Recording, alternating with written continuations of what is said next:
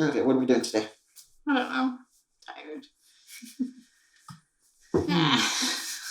This thing feels really... What? Creaky. The stool I made doesn't feel professional? What are you talking about? How old were you when you made this? I don't know. Pre-high school, probably. We did a video a few months ago where my husband, that's this person right here that I've dragged on camera. Yeah, him. He rated the recommendations that I had given him in the first half of 2021 because a lot of what he reads ends up being things that I tell him to read because I'm very bossy like that. So what we're going to do today is I have approximately 10 more recommendations that I gave him in 2021. And so we're just going to go over those and he's going to say whether they were good recommendations or not. Should be fast. Yeah, because neither of us is a big talker, right? No, I'm just going to say yes or no. Great, this is going to be a fantastic video. Okay, so we'll see how many of these you remember reading. What's the first one? First one is Sourdough by Robin Sloan. Oh, wow. Yeah. I think I liked that. That was probably early summer that you read that. Yeah, I think it was early summer. I honestly forgot about that one. But I liked it. It was like after the whole sourdough phase, but I still liked it. I think. Yeah, no, I did. I did like it. It was very interesting. It was by the author of Mr. Penumbra's 24-Hour. Yeah, I remember that. I just was trying to remember what I remembered from the book. I really enjoyed that book overall. Now, like half a year later, do you really remember it? I remember there were swirls and shouting bread and stuff like that. Do you want to give a star rating? Oh, out of 5? Yeah, you don't have to, but... I don't know, 4. 4, okay. 3, 4. It wasn't a 5. I should go back on your Goodreads and see what you rated these afterwards. All right. Just mark them on the bottom.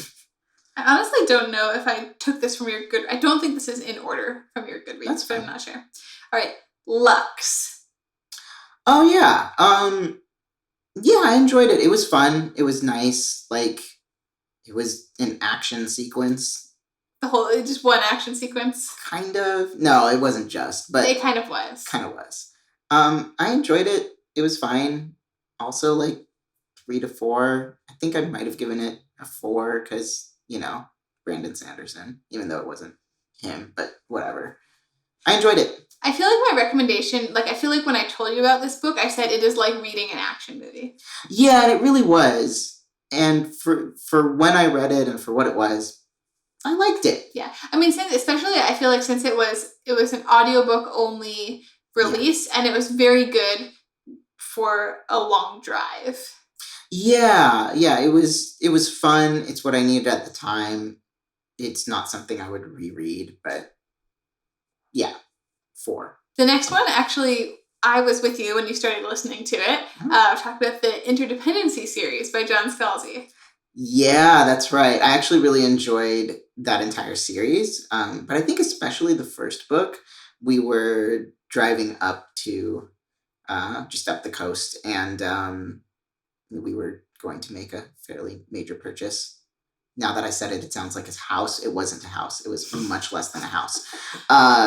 But we were it was a long drive. So we listened to this book and I really enjoyed it. It was a lot of fun. Also, Will Wheaton narrated it, which made it even more fun. I can't remember when I told you should listen to this. I feel like it was more like it came up on an Audible sale or something like that. And I said, yeah, that was pretty good, rather than it being like a you must listen to this kind of book. No, I think it was just an Audible sale that happened like right before we left, like maybe that week or something. And then we just figured, why not listen for a little while? But you listened to the rest of the series, I think, straight through. Yeah, which is not typical for me. Usually I like to put stuff in between, but I might have had something in between the first and second book, but then I think I did book 2 and 3 consecutively. But then I think you were mad at the ending of this series because you felt like it wasn't serious enough. Even though it was a really kind of dumb series. Yeah, we talked this through and you were kind of like, yeah, it wasn't meant to be serious. Like the whole series wasn't serious. And I was like, yeah, you have a point. So I think was looking for something that the series was never supposed to give. So how would you rate this one? This was a lot of fun. I think book one, I'd probably give it like a 4 or 5, probably still 4, because there were some like really good books coming up. I'm assuming that some more major lists. So I have one in particular that I'm thinking about. Okay, next I had to really bully you into reading this. Ooh. Yeah, you did. Yeah, you did. It was fun. I guess this is The Lives of Christopher Chant by Diana Wynne Jones, and I am always trying to get him to read Diana Wynne Jones because it's a major comfort read for me, and he was convinced he didn't like it before reading it. Yeah, so I had read some of this. I don't know if I read this book or a different one when I was a kid, and I just didn't like it that much. All I remember is there was a cat, and there was a cat on like the cover of the version that I had, and I didn't like it. It just wasn't for me. But I really enjoyed this, and as an adult actually reading this, I think it's kind of fun. There are references in here that are definitely meant more for adults than children, I think. So I could definitely appreciate it. I know I don't read a lot of stuff for kids, but I love Diana Wynne Jones. Yeah. I mean, I can't remember what I gave this right now off the top of my head. Like, it was fun and all, but like a 3. Sorry. I think at the end of this video, we're going to go on your Goodreads and see. Yeah, I think that would be fair. Ooh. The Witness for the Dead by Katherine Addison. Didn't you read this really recently, right? Because I read it right when it came out. And did you listen to it? Or did you read it? No, I think I actually physically read this. Read it. I had listened to The Goblin Emperor, so it was actually kind of fun reading this physically because some of the names I recognized from there. The names don't get any easier. It probably doesn't matter if you listen or read it. Yeah, it wasn't easy. I liked this. It was interesting. I think as I went through it, I enjoyed it more. There's a lot about music and opera, within this world. But I really enjoyed that, and I thought that part was very well written. I think I gave it a 4. Not as good as Goblin Emperor, but really solid book and really fun. Right. Next. Ooh.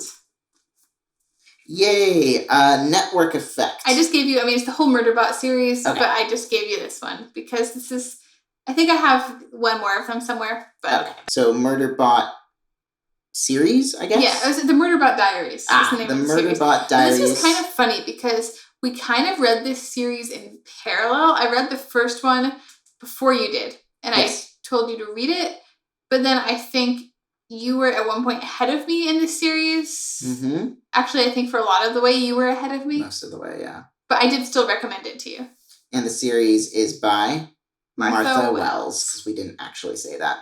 Come on, everybody knows Murderbot, right? Of course. If you, at this point, are watching this video and you don't know Murderbot, where have you been? Also, go read it. Go read the series. I loved this series. I think that I exclusively listened to it. And at first, the person, I don't remember who was reading, but it felt a little bit monotone to me.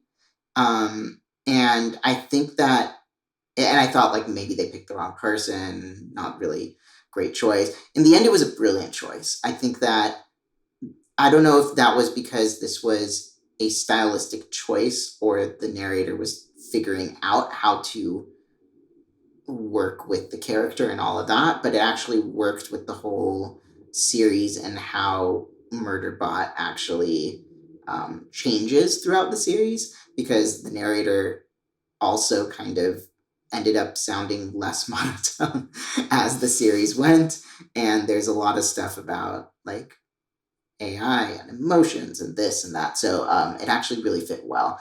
I loved the audiobooks. I know you read it mostly physically, I think, and you enjoyed it that way as well. Well, actually, I read the first 2 physically, and then I listened to the rest, and then I went back and listened to the first 2, but I thought my feelings about the first 2 would change once I listened to them, and they didn't. Yep. Loved this. 5 stars. You want to grab Doomslug? Yay. Okay, next we have Doomslug. The Skyward Novellas. Ah, the Skyward Novellas. Okay. Which again, I guess it's funny. I didn't put Cytonic on here because at this point, like, you would have read Cytonic no matter what. I would. But I feel like you would not have found the Skyward known. Novellas if I hadn't bought them on Kindle and sent them to you. Yeah, I didn't know about them. I enjoyed it. It was fun. I think that some were better than others of the 3 novellas that came out like this fall, basically. Wasn't it this fall? Yeah, it was all 3. The third one came out in December after Cytonic, but the first 2 were like October, November. Okay. I enjoyed them. It was fast. It was fun. We got more slugs, and the slugs were really cute. The slugs were the best part. Yeah. I really enjoyed the fact that we're getting a different viewpoint and getting to see kind of more the development of the human civilization as it moves through with technology and hyper jumping and all this other stuff that we don't get from the main books, because the main books follow a specific character who is developing as a character and developing powers that correspond to but have nothing really to do with the rest of her civilization. So it's nice to get both stories told. Overall rating? Oh yeah. Or individual rating? I don't care. I think overall 4. Okay. Again, kind of like you. Like, I like this series, but it's not it's not the Stormlight Archive. Okay, the next book I'm going to talk about. Actually, you want to put Doomslug back? Not really. Okay, you can hold Doomslug. I would hold Doomslug. All right, next is one I told you not to read. Uh-oh. And that was Axiom's End by Lindsay Ellis. Oh, yeah. Because I kept saying, and I know I read it twice, and I really liked it, but I kept saying, I don't know why I like this, and I'm not sure that you will like it. Yeah. Because I don't know. Usually, depending on what I like about something, I know whether you would like it or not. But right. I couldn't figure out what it was doing for me, so. Yeah, and that was kind of an interesting book. I think in the end, I overall liked it. But you weren't crazy about it. But I wasn't crazy about it, and it definitely cycled. Like, there were parts, there were some times where I was like, oh yeah, I actually really like this. Like, what's your problem? Like, why wouldn't you think that I would like it? And then there were sections I was like, I hate this. Like, I don't know if I'll even continue reading this. Like, this is really annoying right now. And then it like swung back and forth and back and forth. So, but I think I actually enjoyed the ending, but it was one of those things where I knew I wouldn't want to read on in the series just because I was a little too conflicted overall with the whole process of it. I think I would give it a 3, but there were some very interesting things that I haven't seen really talked about in other books yet that this year or that I've been reading. So I did appreciate it for what it gave. I just wouldn't continue. The one reason that I was glad that you read it is because once you did, I could ask you whether you thought it was basically just Transformers. It was Transformers. It was Transformers, right? Yeah. And she acknowledges it in the acknowledgements, actually. Yeah. But still, like, the extent to which it was... And I'm not a big Transformers person. I don't think either of us has great familiarity with Transformers, but I somehow feel like you must have more familiarity with Transformers. I think I have a little bit more, and it was definitely Transformers. At least you were, like, a boy child in the 90s. That's not where I found out about Transformers. I think the first time I found out about Transformers was the movie with Megan Fox. Oh, well, yeah, there's that. That's it. Actually, I talked about it Tuesday. Okay. Then just give me a second. I need to reset.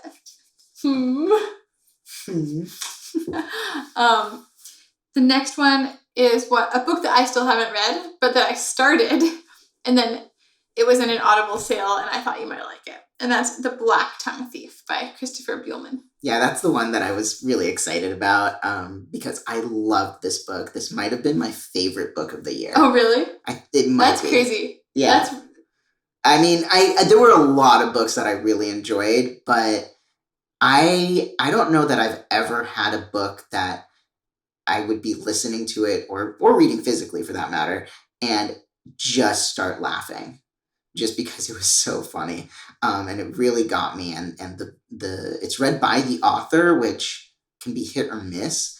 But he did an amazing job, and sort of like I think Scottish, if I remember, accent. He was doing like a strong Scottish accent. Yeah, and it was brilliant for what it was, and he's not Scottish, and so it wasn't always like the perfect Scottish accent, but also we weren't supposed to be in Scotland, so that was fine.